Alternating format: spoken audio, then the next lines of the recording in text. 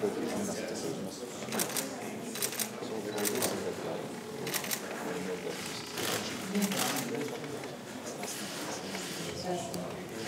ձեզ հարգելի գործընկերներ, ուրախ եմ ձեզ տեսնել։ Մեր խոսակցությունը տեղի ունեցան բանակցություններ Կանադայի վարչապետի գլխավորությամբ Հայաստանում գտնվող պատվիրակության հետ։ Ես նախ եւ առաջ ուզում եմ ասել, որ ողջունում եմ պարոն Տրուդոյի այցը Հայաստանի Հանրապետություն։ Պարոն Տրուդոն Կանադայի առաջին վարչապետն է, որ պաշտոնական այցով այցելում է Հայաստան, եւ սա ըստ էության պատմական իրադարձություն է, եւ ես հույս ունեմ, որ այս պատմական իրադարձության արդյունքում մեր հարաբերություններում պատմական զարգացումներ կլինեն։ Մենք քննարկեցինք մեր հարաբերություններին եւ միջազգային կյանքին վերաբերող հարցերի բավական լայն շրջանակ, ընդ որում այդ բանակցությունները երեկվանից էին սկսել, երբ պարոն վարչապետի հետ դեմ առ դեմ հանդիպում ենք ունեցել եւ քննարկել ենք եւ ներհայաստանյան եւ միջազգային եւ տարածաշրջանային կյանքին վերաբերող հարցեր եւ ուրախ եմ արձանագրել, որ բազմաթիվ հարցերի վերաբերյալ եւ ըստ էության բոլոր հարցերի վերաբերյալ մենք ունենք ընդհանուր պատկերացումներ։ Կանադայի վարչապետը լավ տեղեկացված է Հայաստանում տեղի ունեցող իրադարձությունների մասին եւ ըստ էության նաև ուրախ եմ, որ ունենք պարոն Տրուդոյի նման հեղինակավոր քաղաքական գործչի աջակցությունը Հայաստանում ժողովրդավարության զարգացման, օրենքի իշխանության զարգացման գործում եւ որևէ կասկած չկա, որ Հայաստանի կառավարությունը եւ ժողովուրդը ամուր հենված են ժողովրդավարական արժեքների վրա եւ մենք այդ ճանապարհով վստահ քայլերով գնալու ենք առաջ։ Ինչ վերաբերվում է հայ-կանադական, Հայաստան-Կանադա հարաբերություններին, այստեղ իհարկե մենք ունենք շատ լավ մթնոլորտ եւ մենք հստակ ձևակերպեցինք խնդիր, որ այդ լավ մթնոլորտը անհրաժեշտ է վերածել լավ գործերի, որպեսզի ավելի շոշափելի համագործակցություն տեղի ունենա մեր երկրների կառավարությունների գործարար շրջանակների միջև։ Պարոն վարչապետի հետ խոսեցինք նաեւ մարդկային կապերի ամրապնդման կարևորությունից, որովհետև երկրների հարաբերությունները առաջին հերթին մարդկանց հարաբերություններ են եւ եթե հենց այդ տեսակետից գնահատենք իրավիճակը, կարող ենք ասել, որ իսկապես Հայաստանի եւ Կանադայի հարաբերությունները փայլուն են, որովհետև այս ընթացքում մենք մի քանի անգամ հանդիպելու առիթ ենք ունեցել պարոն Տրուդոյի հետ եւ կարող եմ արձանագրել, որ ես իրեն այլևս այս հանդիպումների արդյունքում համարում եմ լավ ընկեր, լավ բարեկամ, ոչ միայն Հայաստանի Հանրապետության եւ հայ ժողովրդի, ինչը հայտնի կարգավիճակ էր նաեւ այս հանդիպումներից առաջ, բայց նաեւ իմ անձամբ իմ ընկերը, իմ բարեկամը եւ ես ուզում եմ նաեւ իմ հիացմունքը արտահայտել պարոն Տրուդոյի անցած քաղաքական ճանապարհի եւ այն գործունեության համար, որ նա իրականացնում է իր երկրում եւ բազմաթիվ մարդկանց երիտասարդների ոգեշնչում է լավատեսության ոչ միայն իր երկրում, այլև ողջ աշխարհում։ Ուրախ եմ պարոն վարչապետ, հարգելի Ջաստին, եւս մեկ անգամ սիրելի Ջաստին, եւս մեկ անգամ ողջունել ձեզ Հայաստանի Հանրապետությունում, ողջունել քեզ Հայաստանի Հանրապետությունում եւ հույս ունեմ եւ համոզված եմ, որ իրար հետ հանդիպելու, խոսելու դեր բազմաթիվ առիթներ կունենանք եւ հույս ունեմ, որ այդ շփումները իսկապես կոնկրետ արդյունքներ կբերեն մեր երկրների հարաբերություններին, մեր տնտեսական կապերի, քաղաքական կապերի, մշակութային կապերի խորացման համար։ Շնորհակալ եմ։ Merci, bonjour tout le monde. Merci Nicole pour tes paroles amicales et gracieuses.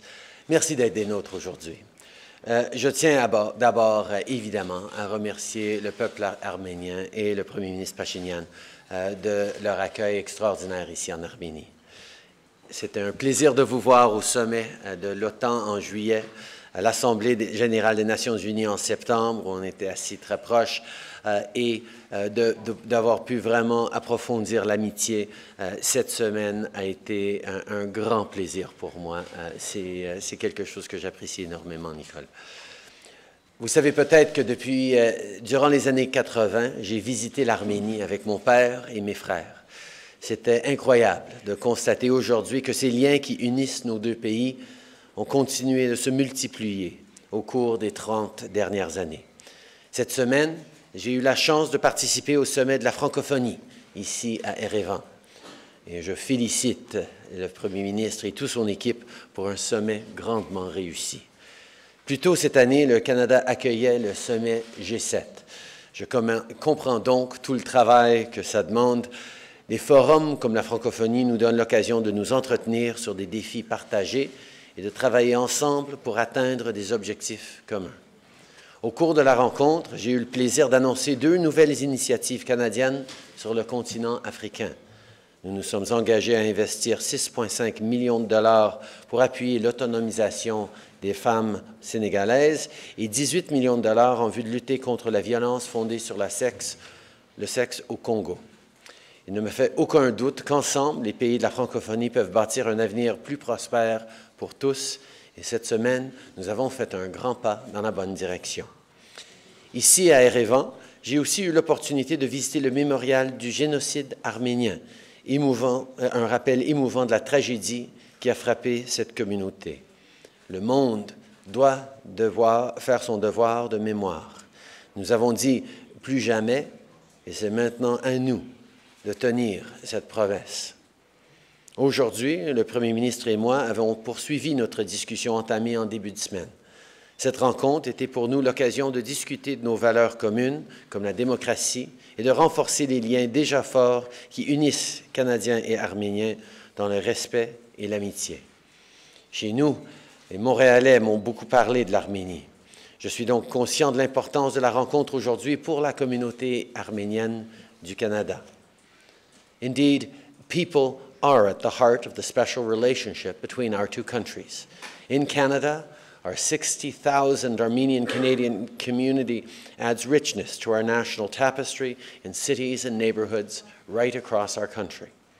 As Sarkis Asadourian, the first Armenian-Canadian member of Parliament, said, Canadians of Armenian descent continue to use their talents to build a better Canada. Almost 20 years later, that's as true as it ever was. This community is a testament to the fact that diversity truly is one of Canada's great strengths. Just like Armenians here in Yerevan welcomed Syrian refugees, Armenian Canadians opened their arms and hearts to Syrian families who came to Canada fleeing conflict. When we support newcomers, they build success and then give back to their community, in turn helping other new families thrive. Bien que les liens entre les citoyens de nos deux pays soient ancrés dans notre histoire commune, ils représentent également la base de nos relations pour les années à venir. Nicole et moi avons profité de notre rencontre pour discuter de notre avenir commun, un avenir où l'Arménie et le Canada continuent de se rapprocher. Par exemple, nous nous sommes entendus sur le besoin de faciliter les déplacements pour les gens qui voyagent entre nos deux pays. En ce moment, il faut au moins 21 heures pour faire le trajet entre Ottawa et Erevan, un voyage qui comprend au moins 2 escales avec 2 compagnies aériennes. Aujourd'hui, le Premier ministre Pachinian et moi avons envisagé la possibilité d'entamer des discussions sur un accord bilatéral sur le transport aérien. J'ai hâte de collaborer avec le Premier ministre pour faciliter les déplacements, que ce soit pour ceux qui visitent leur famille, pour le tourisme ou pour les gens d'affaires. Just as our two countries are tied together by people, we are also united by shared values like democracy. In our meetings, Nicole and I talked about what we can do to support our common commitment to strengthening democratic institutions, the institutions that build the bright future for all our citizens. C'est donc pourquoi le Canada lance l'initiative Arnold Chan pour la démocratie. Avec des investissements ciblés, nous pouvons créer ensemble un avenir meilleur où tout le monde peut réussir. Cette initiative aidera des organismes arméniens à promouvoir la participation politique des femmes et des jeunes et à créer des communautés durables en éduquant les citoyens sur les défis environnementaux. My friend and colleague, the late Arnold Chan, was an outstanding parliamentarian. And it was because he fundamentally believed in people and in serving his community, and people. So I can't think of a better way to honor his memory than with an initiative that embodies his lifelong commitment to ensuring that everyone has the chance to be heard and to succeed. As the chair of the Canada-Armenia Parliamentary Friendship Group, his work helped lay the foundation for this new investment. So I want to take a moment to recognize Jean Yip, Member of Parliament for Scarborough-Agincourt, and his wife for our late friend. Thank you, Jean, for being with us today and making the trip here. It was so important to Arnold to engage with people from the Armenian Canadian community, whether it was at local events or at the Armenian Community Centre of Toronto. I know that's something you're continuing for him. Our announcement today carries Arnold's legacy forward, strengthening the flourishing relationship between Canada and Armenia. Cette rencontre ne marque que le début de notre collaboration. Le Canada a récemment créé un poste d'ombudsman canadien indépendant pour la responsabilité des entreprises, le premier du genre au monde, et nous aimerions travailler ensemble sur cet enjeu avec Arménie. Ensemble, nous pouvons resserrer les liens entre nos pays et promouvoir nos valeurs et nos priorités communes. Encore une fois, je dois remercier Nicole de m'avoir accueilli ici en Arménie. The friendship of which he speaks is one that is shared. The two of us have shared many great conversations on our hopes and dreams, not just for the people we serve, but for the world that we are part of, the values upon which we connect, the visions for stronger, deeper democracies anchored on the empowerment of all citizens and the ability to move forward in creating truly fair, just societies with opportunities for all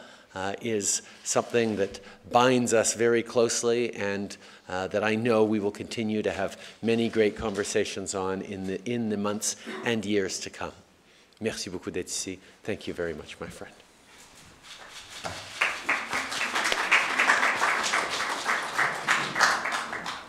Good afternoon,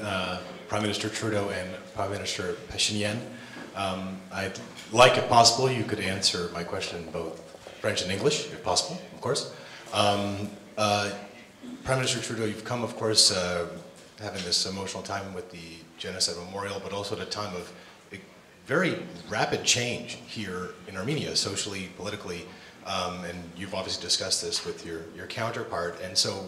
how do both of you see the future of the relationship of your two countries, given the changes that are afoot, of course, keeping in mind that there is some uncertainty, perhaps, with an election coming up here in Armenia? I think, first of all, the relationship between Armenia and Canada, like so many relationships around the world, go far deeper than just the relationship between the two leaders. It is very much something that is deeply anchored in the diaspora communities, in the long-time historical ties, but also very much in the excitement for the future, the opportunities for the future. We spoke at great length about Nicole's vision for how to move forward in the democratic values and principles, and very much like my own perspective, he understands that giving confidence of the people in their institutions, in their governments, in their role within shaping society as active members of their community is an essential and central part of building strong economics, strong, inclusive communities for the future. And that's certainly something we're going to continue to work on together in the coming years. Vous savez, les conversations que nous avons eues sur l'avenir de l'Arménie et des relations entre l'Arménie et le Canada m'ont été extrêmement inspirantes. Nicole a une vision qui est très semblable à la mienne sur l'importance de donner aux citoyens une compréhension de leur rôle et de l'importance de leur implication dans la vie active, pas seulement en politique, mais pour bâtir des communautés et un avenir plus fort pour tous. Alors, nous allons continuer de travailler ensemble dans les années à venir. Շատ կարևոր է արձանագրել, թե ինչ փոփոխություն է տեղի ունեցել Հայաստանում։ Իհարկե երկրների հարաբերությունները, ժողովուրդների հարաբերությունները առանձին վերցրած քաղաքական գործիչների հարաբերություններ չեն։ Բայց հիմնական փոփոխությունը, որ տեղի է ունեցել Հայաստանի Հանրապետությունում, հետևյալն է, որ վարչապետի կարգավիճակում գտնվող մարդը ներկայացնում է ժողովրդին եւ վարչապետի կարգավիճակում գտնվող մարդը սրանից հետո ընդմիշտ այլևս ներկայացնելու է ժողովրդին։ Եվ ընդ որում ներկա քաղաքական իրողության կարևորագույն առանձնահատկությունը եւ ապագայի վերաբերյալ մեր տեսլականի առանձնահատկությունը այն է, որ Հայաստանի Հանրապետության ղեկավարի կարգավիճակում գտնվող մարդը պետք է ներկայացնի եւ ցանկալի է ներկայացնի ոչ միայն Հայաստանի Հանրապետության քաղաքացիներին, այլև ընդհանրապես հայ ժողովրդին։ Պետք է արձանագրել, որ այն քաղաքական փոփոխությունները, որ Հայաստանում տեղի են ունեցել, այդ քաղաքական փոփոխությունների ակտիվ մասնակից են եղել ոչ միայն Հայաստանի Հանրապետության քաղաքացիները, ոչ միայն Հայաստանում ապրող Հայաստանի Հանրապետության քաղաքացիները, այլև ընդհանրապես ողջ հայությունը։ Եվ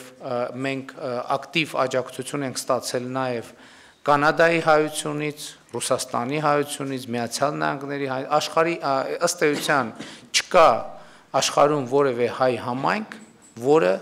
աջակցություն չի ցուցաբերել Հայաստանում տեղի ունեցած եւ տեղի ունեցող ոչ բռնի թավշյա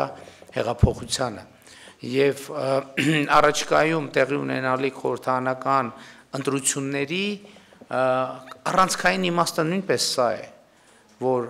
Հայաստանի Հանրապետությունում ազգային ժողովում, կառավարությունում, ընդհանրապես պետական կառավարման բոլոր մարմիններում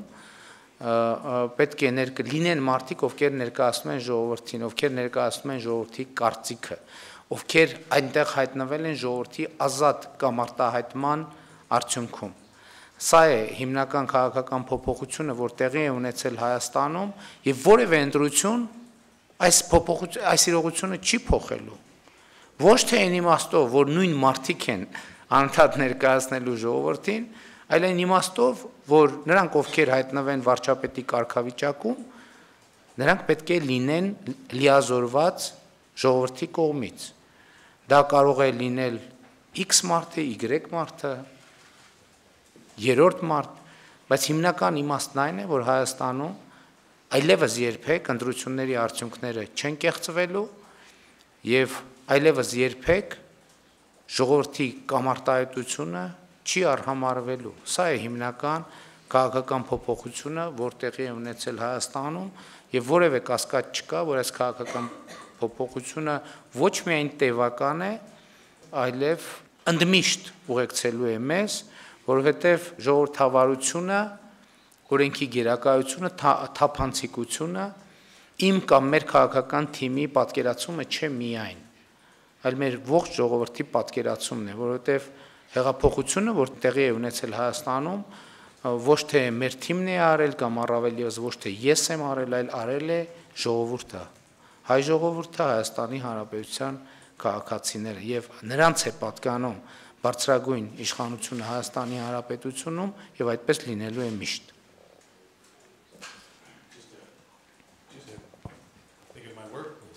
Just a quick follow-up, Mr. Prime Minister Trudeau, your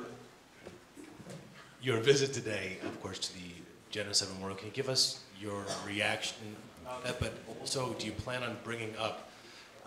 the matter that there are nations in this world that don't recognize this particular genocide in future? Yeah. Obviously, Canada has long recognized the tragedy that is the Armenian genocide. The Armenian community in Canada has been very vocal, like communities right around the world, in the importance of recognizing what happened, not just as a way of understanding the tragedies of the past, but of ensuring that they not be repeated into the future. And Canada continues to take a very strong role around the world, whether it's in Rohingya most recently, in recognizing genocides, and more importantly, taking concrete actions to minimize as much as possible the impact on civilians and create resolution and accountability for the actions of various regimes and people. We will continue to advocate at the international level for a recognition and an understanding that acknowledging our past is the first step towards creating reconciliation and peace as we move forward. Ես կցանկանայի մի դիտարկում ավելացնել։ Գիտեք, ցեղասպանության ճանաչումը, հայոց ցեղասպանության միջազգային ճանաչումը միայն անցյալի ճանաչման խնդիր չի, այլև ապագայի կառուցման խնդիր եւ շատ կարեւոր է արձանագրել, որ Հայաստանի համար դա ունի երկու կարևոր իմաստ։ Առաջինը մենք Հայաստանը իր նպաստն է բերում ցեղասպանությունների կանխարգելման գլոբալ պայքարին, որովհետև ցեղասպանություններ ցավոք սրտի 20-րդ դարում շարունակվել են եւ ցավոք սրտի նաեւ այդ սպառնալիքները վերացված չեն 21-րդ դարում եւ Հայաստանը շատ կարեւոր է համարում իր մասնակցությունը ցեղասպանությունների գլոբալ կանխարգելմանը։ Երկրորդը մեզ համար, Հայաստանի Հանրապետության համար հայոց ցեղասպանության միջազգային ճանաչումը նաեւ անվտանգության խնդիր է, որովհետեւ շատ կարեւոր է արձանագրել, որ ըստ էության մենք ունենք այսօր սպառնալիքի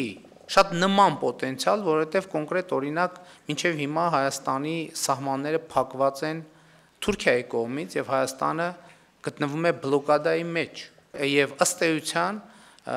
մեզ համար սա նաեւ անվտանգային սպառնալիք է եւ մենք մեր քննարկումների ժամանակ խոսեցինք նաեւ Ղարաբաղի հարցի մասին եւ ես ընդգծեցի շատ կարեւոր է արձանագրել եւ միջազգային հանրության համար ավելի ընկալելի դարձնել, թե վերջո ինչն է պատճառը, որ ծագել է Ղարաբաղի հարցը, որովհետեւ ցավոք սրտի միջազգային շփումներում երբեմն տպավորություն է ստացվում, թե կան շրջանակներ, որոնք ընկալում են Ղարաբաղի խնդիրը որպես տարածքային վեճի խնդիր, դա բացարձակապես այդպես չէ, որովհետեւ Ղարաբաղի հարցը ծագել է այն համատեքստում, որ Արցախում ապրող հայերի առաջ կանգնել է ցեղասպանության, նոր ցեղասպանության սպառնալիքը եւ աչքի առաջ ունենալով նախկին ցեղասպանության պատմությունը մարդիկ ուղակի ցանկացել են պաշտպանել եւ ցանկանում են պաշտպանել ապրելու իրենց իրավունքը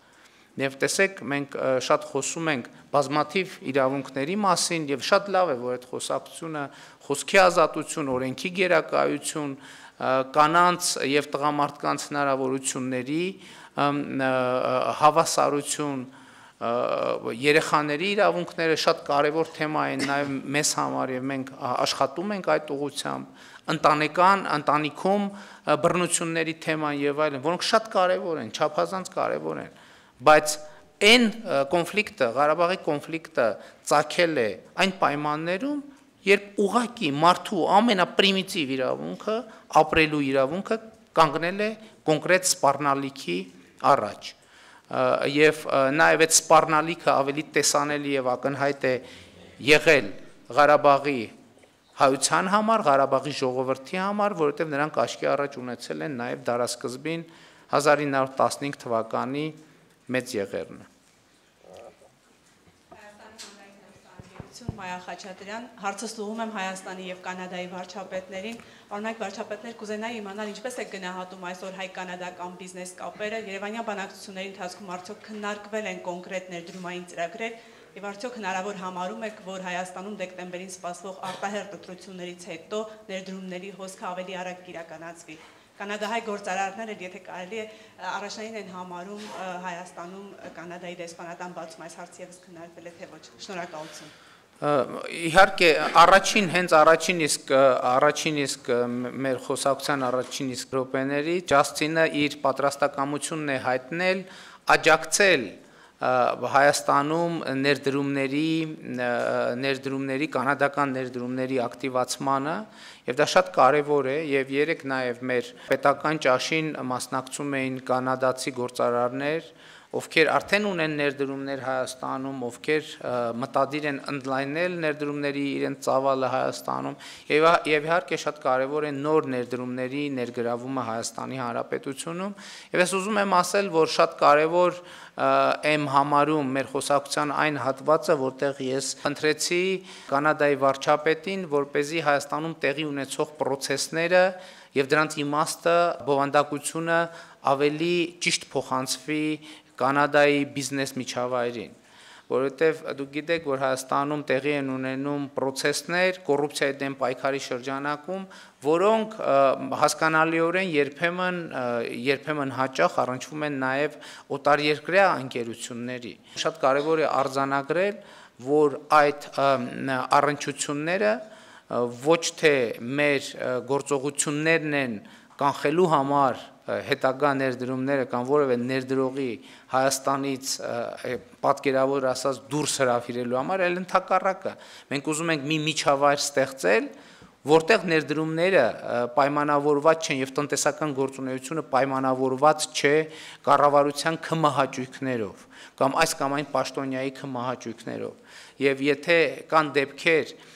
որտեղ հնարավոր է, որ ինչ որ բան տեղի է ունեցել կառավարության կամ որևէ պաշտոնյայի քմահաճույքով եւ կան տեղեր, որտեղ հաշվի չեն առնվել տարբեր շահեր կամ հանրությունը ունի մտահոգություններ, որ հաշվի չեն առվել շրջակա միջավայրի պաշտպանության հետ կապված հարցերը, այլ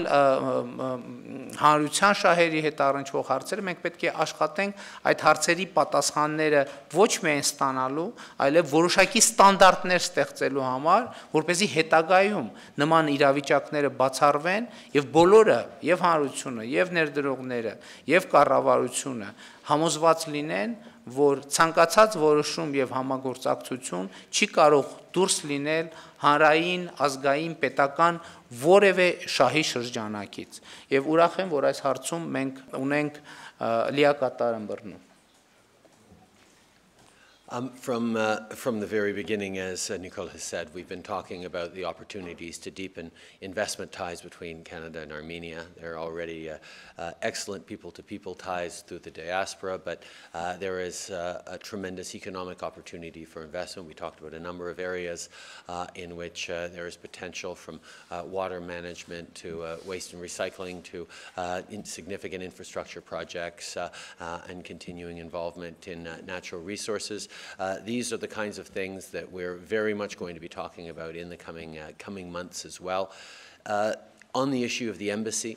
what I highlighted, as a lot of people have been asking about it, we recognize that this is a significant challenge to deepening the relationship, and that's something we certainly look forward to addressing as we deepen that relationship. Once we have more investments, more people-to-people ties, then it becomes something that is obvious and necessary to open an embassy. Nous avons parlé depuis les débuts de cette visite de la possibilité de plus d'investissement par les Canadiens en Arménie. Il y a beaucoup d'intérêt pour le développement d'infrastructures, particulièrement par rapport à l'eau potable, mais dans bien des endroits, il y a bien des niveaux. Il y a un besoin, il y a un intérêt, il y a un potentiel d'investissement ici qui devrait grandement intéresser les compagnies canadiennes et pas juste les Canadiens d'origine arménienne, mais il y a de vrais potentiels ici. Nous allons continuer d'en parler. Évidemment, pour l'ambassade, c'est quelque chose qu'on espère va venir un jour, mais d'ici là, il faut qu'on s'assure qu'on est en train d'approfondir les liens économiques, les liens d'affaires, les liens entre les personnes pour justifier l'arrivée éventuelle d'une ambassade. Այսինքն մենք պայմանավորվեցինք սկզբից այդ դեսպանատան ներսի բովանդակությունը կառուցել, հետո նոր միայն պատերը։ Bonjour, Monsieur Pachinian. J'espère que je ne massacre pas votre nom de famille. Monsieur Trudeau, je vous ramène au Canada. Ça va? Je vous ramène au Canada. On est à quelques jours de la légalisation du cannabis. Vous aviez dit en décembre 2016 assez clairement que selon vous, l'âge légal pour consommer de la marijuana devrait être de 18 ans. Parce que, bon,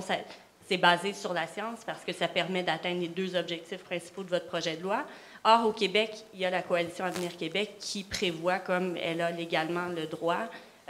de hausser l'âge à 21 ans. Je voudrais savoir si ça contrevient, d'après vous, à l'esprit de la loi. Tout d'abord, pour rappeler aux gens pourquoi on est en train de procéder à la légalisation et le contrôle de la marijuana, parce que justement, le système actuel ne fonctionne pas pour protéger nos jeunes et livre des milliards de dollars par année au crime organisé et aux gangs de rue. Donc, si on contrôle et réglemente la marijuana, on va pouvoir avoir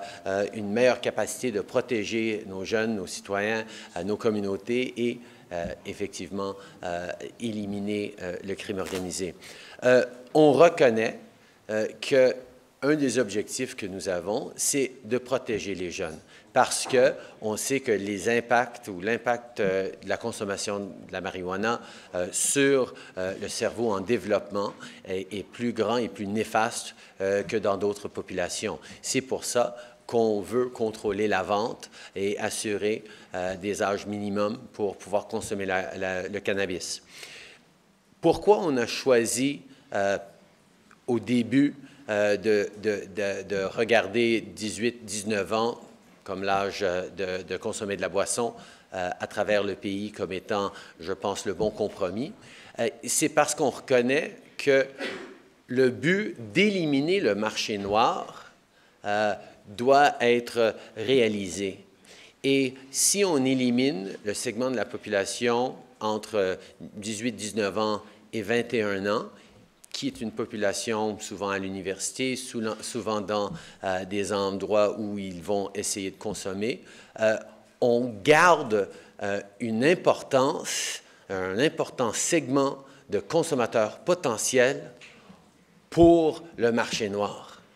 Alors, nous reconnaissons qu'il y a des gens qui ont dit « Ah non, il ne faut pas permettre à quelqu'un d'en dessous de 25 ans de consommer légalement », mais ça créerait et ça maintiendrait un marché noir qui, pour nous,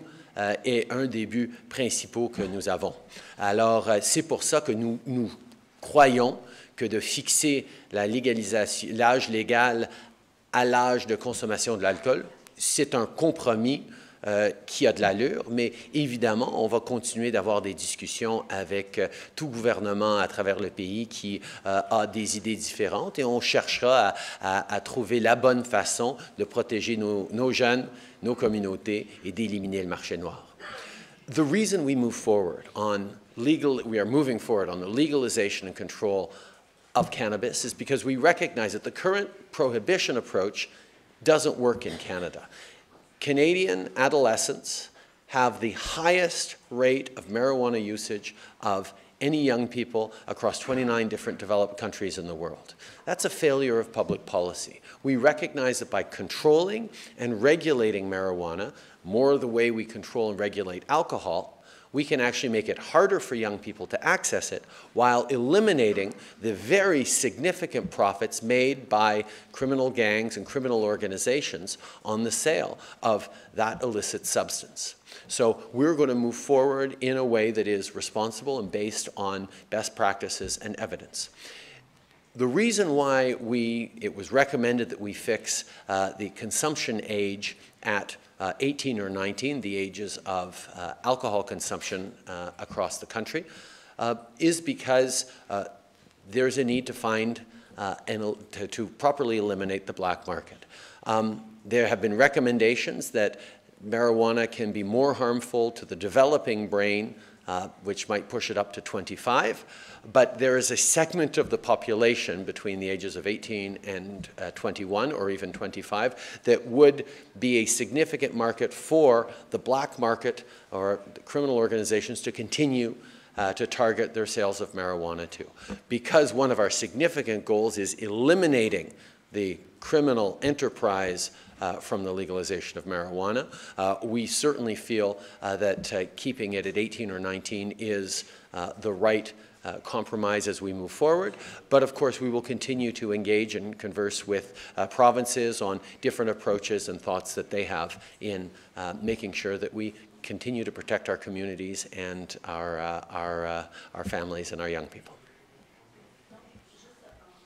Pour être certaine de bien comprendre, avez-vous un problème avec cette intention-là du gouvernement québécois que ça viendrait contrecarrer l'objectif de votre projet de loi? Puis qu'est-ce que ça veut dire aussi? Vous voulez continuer à avoir des discussions, c'est d'essayer de les convaincre? Bien, nous voyons que si l'âge est fixé à 21 ans, c'est très possible que le marché noir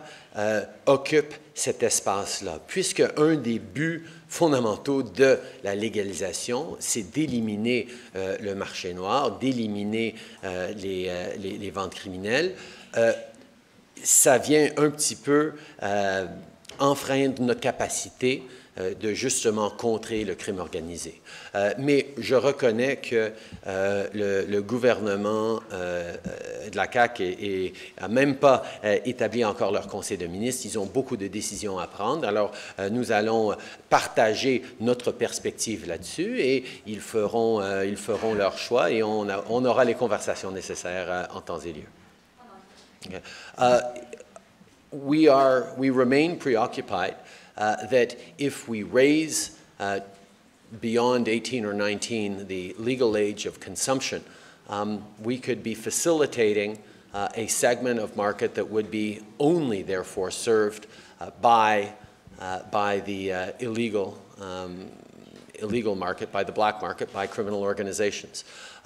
That's why we're going to continue to have conversations with the incoming Quebec government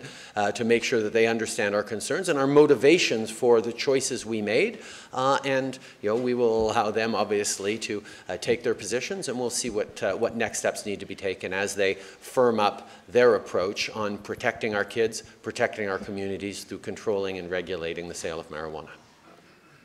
It's a very local issue that you don't have to comment on. Կարլեն Ասլանյան, Ազատություն ռադիկալ, պարոն վարչապետեր, նշվեց, որ Ղարաբաղյան հակամարտությանն է անդրադարձ եղել, ինչպես է Երևանը եւ Օտավան Երևանը եւ Օտավան ինչպես են պատկերացնում հակամարտության կարգավորումը, մասնավորապես հնարավոր բանակցությունների արդյունավետությունը, ինչպես է դիտարկում, եթե սահմանին անընդհատ կրակոցներ են հնչում։